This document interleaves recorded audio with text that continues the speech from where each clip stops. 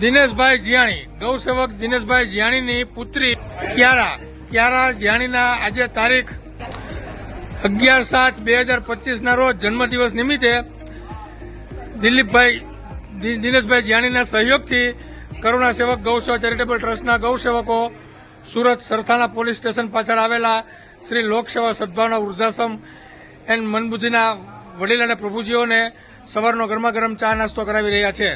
જય ગૌ માતા, જય ગોપાલ.